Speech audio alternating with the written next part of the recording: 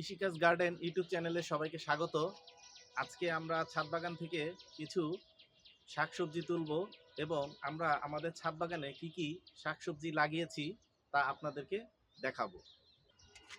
দেখুন আমাদের শিমগুলো, এগুলো কিন্তু ফুলে ফুলে এক একটা বালিশের মতো হয়ে গেছে। তো এই শিমগুলোকে এখন পেরে নিব। এগুলাই বলা যায় আমার মোটামুটি প্রথম লটের শিম প্রায় শেষ। তো যেইগুলো আছে গাছ থেকে খুঁজে খুঁজে নিয়ে নিব। বীজের জন্য কিছু শিম রাখা আছে, এগুলোকে ভাবছিলাম যে মানে বীজের মতো তৈরি করে ভেজে খাওয়ার জন্য। তো যাই হোক, এগুলোকে তুলে নিচ্ছি এখন।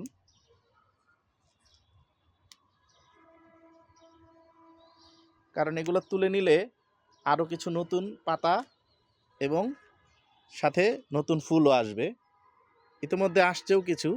তো এখন এইগুলোকে আমি উঠিয়ে নিলে গাছটা আর একটু শক্তি পাবে। কারণ আপনারা জানেন যে গাছে যখন ফল থাকে তখন গাছ তার এনার্জিটাকে সেই ফলের ভিতরে দিয়ে দেয়। তাই এই শিমগুলোকে এখন তুলে নিচ্ছি যাতে আমরা এই সিজনে আরও কিছু ফলন পাই। এই শিম গাছটা থেকে কিন্তু আমরা অনেক শিম পেয়েছি, আপনারা সেই ভিডিওগুলো দেখেছেন। তো এখান থেকে আমরা আরও শিম পাবো, সেগুলো আপনাদেরকে দেখাবো। এই যে উপরে আরও কিছু শিম আছে, ওগুলোকে পেরে নেই। শিম কিন্তু খেতে খুবই সুস্বাদু এবং খুব উপকারী একটি সবজি। একটা শিম গাছ লাগালে কিন্তু প্রচুর পরিমাণ ফলন পাওয়া যায়, সেটা আপনারা ইতিমধ্যে দেখেছেন। আরও কিছু শিম আছে, আমি দেখাই।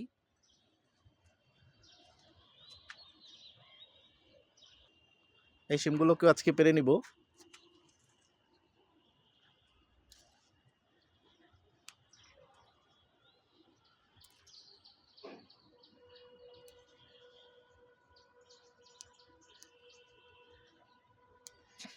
এবং গরমের আগ পর্যন্ত কিন্তু কন্টিনিউয়াসলি এই গাছটাতে শিম আসতেই থাকবে। ওই যে উপরে দেখুন, ওখানেও দুটো শিম আছে, ওই শিম দুটোকে পেরে নেই।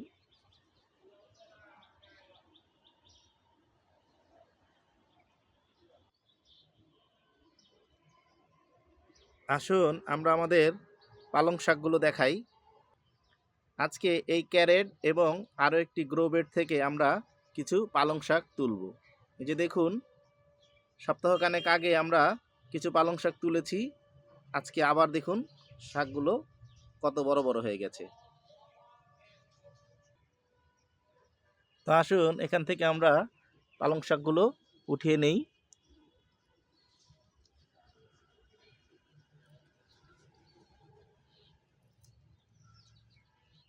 দেখুন কি সুন্দর শাক হয়েছে।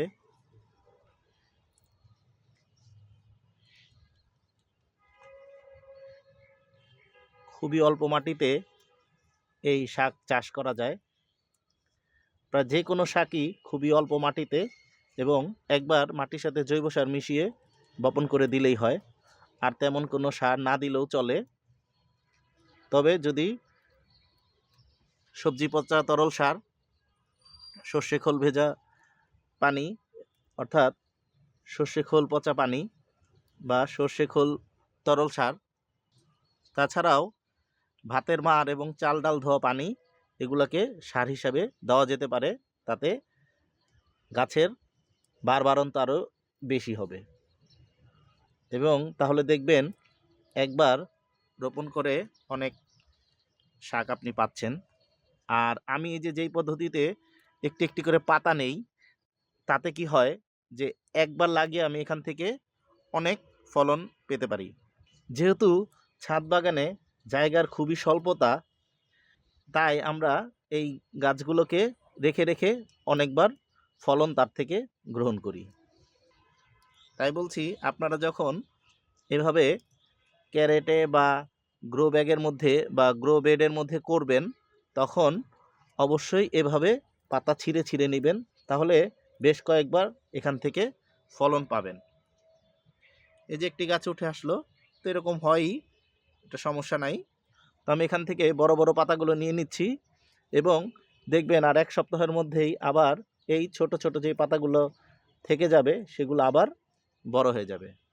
এটা কিন্তু দারুণ একটা ব্যাপার বা দারুণ একটি পদ্ধতি, কারণ আমি এভাবে এই অল্প জায়গা থেকেও আমি এইবার প্রায় 4-5 বার এরকম পালং শাক খেলাম। আবার অনেক সময় পাঁচমিশালি শাক যখন করি তখন এখান থেকে আরও কিছু পাতাও নিয়ে যাই। আপনারা অনেকে আমার পাঁচমিশালি শাকের একটি ভিডিও দেখে থাকবেন, সেখানে অবশ্য পালং ছিল না, তখন পালংয়ের বলা গেলে সিজন ছিল না। তো যাই হোক, কিন্তু অন্যান্য শাক ছিল। আপনারা ছাদে অনেক রকমের সবজি কিন্তু এই শীতে করতে পারেন। যেমন শীতে ফুলকপি, বাঁধাকপি, গাজর, মূলা, টমেটো, শালগম, বিটরুট, ওলকপি, শিম ইত্যাদি আপনারা চাষ করতে পারেন। তাছাড়া শীতে লাউ, মিষ্টি কুমড়া এবং চাল কুমড়াও চাইলে আপনারা করতে পারবেন। আমি আজকে দেখাবো আমার কিন্তু মিষ্টি কুমড়া, লাউ এবং চাল কুমড়া দুইটাই আমার গাছে আছে। মিষ্টি কুমড়া এবং লাউ তো বড়ই হয়ে গেছে, কিন্তু চাল কুমড়াটা মাত্র এসেছে।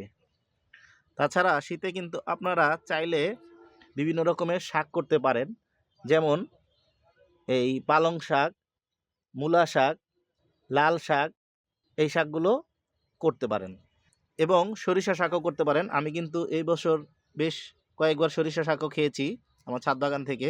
এই যে এই ক্যারেট থেকে এই শাকগুলো পেলাম। আসুন আমরা আমাদের যে আরেকটি গ্রো বেড আছে সেখানে যাই। এই যে দেখতে পাচ্ছেন আমাদের আরও একটি গ্রো বেড, এখানে বেশ কিছু শাক আছে দেখতে পাচ্ছেন। আসুন এখান থেকেও একইভাবে বড় বড় পাতাগুলোকে নিয়ে নিই। আপনাদের কার কার পালং শাক খেতে ভালো লাগে তারা আমাদের কমেন্ট বক্সে জানাতে পারেন এবং আমরা তাতে খুব খুশি হব। আর কারা কারা আপনাদের ছাদে বা বাগানে পালং শাক করেছেন এই বছরে তারাও আমাদেরকে জানাতে পারেন। এই বড় মাথাগুলো আমি ভেঙেই নিচ্ছি, এগুলো একটু বয়স হয়ে গেছে, এগুলোতে ফুল চলে আসবে। অলরেডি একটা ফুল আসছেও, তো ভেঙে দিলে হয়তো এখান থেকে আরও কিছু ডালপালা গজাবে, তাই ভেঙেই দিচ্ছি। এতে করে একটু স্লো হবে, তবে ভালো হবে। একটু সময় নিলেও একটু ভালো হবে ফলনটা।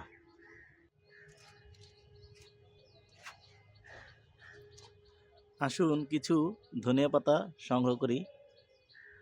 আপনারা শীতে খুব সহজেই কিন্তু ধনিয়া পাতা চাষ করতে পারেন। এই ধনিয়া পাতার জন্যও কিন্তু খুব বেশি একটা মাটি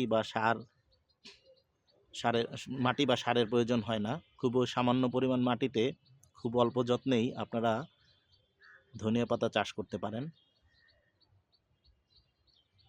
এই পাতাটা কিন্তু কম বেশি সারা বছর সবসময় করা যায়, তবে শীতের মধ্যে এটা বেশি ভালো হয়, এটার সিজন আসলে।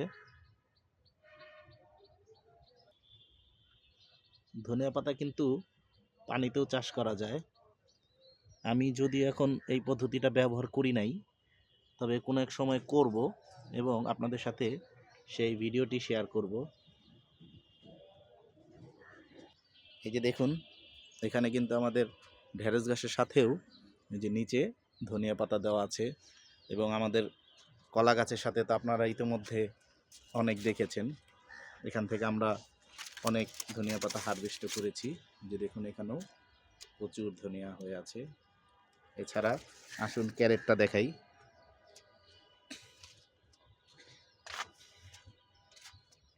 এই যে দেখুন এই ক্যারেটে এখানেও ধনিয়া পাতা আছে। কালকে এখান থেকে বেশ কিছু ধনিয়া পাতা নিয়েছি। তাছাড়া আমাদের আরও একটি জায়গা আছে ওই দূরে। এবার আসুন আমরা আমাদের ছাদ বাগানে শীতের শাকসবজিগুলো দেখাই। এই যে দেখুন এখানে আমাদের ফুলকপি, এখান থেকে একটি কপি ইতোমধ্যে আমি খেয়েছি এবং সেটার ভিডিও দিয়েছিও। আর এখানে আরও 3টি কপি এই যে বড় হয়েছে, এগুলোকে যে কোনো দিন খাওয়া যাবে চাইলেই।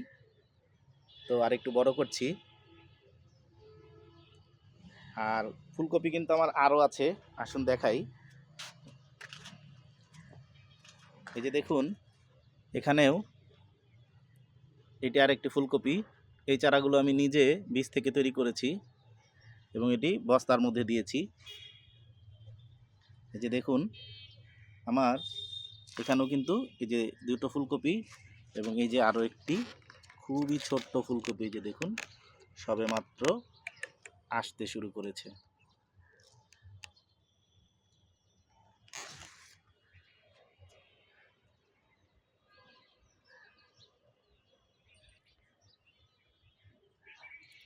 এখানে দেখুন আমার বাঁধাকপিগুলো কি সুন্দর হয়েছে। এখানে এই যে দুটো বাঁধাকপি এবং নিচে কিন্তু আমাদের আরও অনেক বাঁধাকপি আছে। এই যে দেখুন, এখানে একটি ফুলকপি আছে সাথে। এখানে দেখুন আমার টমেটো গাছের ফলন। এই যে দেখুন, আমার কিন্তু পর্যাপ্ত পরিমাণে টমেটো এখানে হয়ে আছে। আমি একদম ছাদের মধ্যে বিছিয়ে দিয়েছি গাছটিকে। দেখুন অনেক কিন্তু টমেটো ধরেছে, কিছু কিছু টমেটোর সাইজও কিন্তু বেশ। যে দেখুন,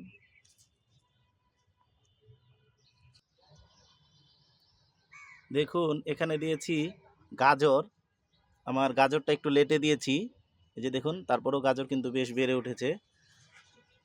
এখানে গাজর, তারপরে দেখুন এই যে মূলা, এখানে কিন্তু নতুন করে আবার মূলা দিয়েছি। এই মূলা চারাগুলো আমি অন্য জায়গা থেকে উঠিয়ে এনে এখানে দিয়েছি। একটির মধ্যে 7-8টি করে মূলা দিয়েছি। ইতিমধ্যে কিন্তু কিছু মূলা আসতে শুরু করেছে। আর এই যে দেখুন, এখানে শশা দেখতে পাচ্ছেন। ইতিমধ্যে কিন্তু আমার শশা এই যে আসছে। এই যে দেখুন শশা।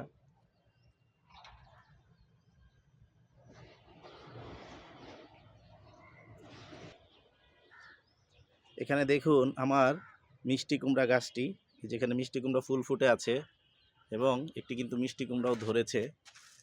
এই যে দেখুন মিষ্টি কুমড়াটি। তো শীতে মিষ্টি কুমড়াও চাষ করা যায়। এই যে খুব সুন্দর একটি লাউ এসেছে।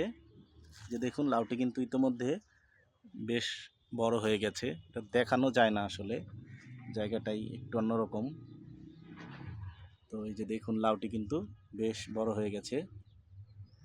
আর এখানে দেখুন, এখানে একটি মিষ্টি কুমড়া, নতুন মিষ্টি কুমড়া দেখতে পাচ্ছেন।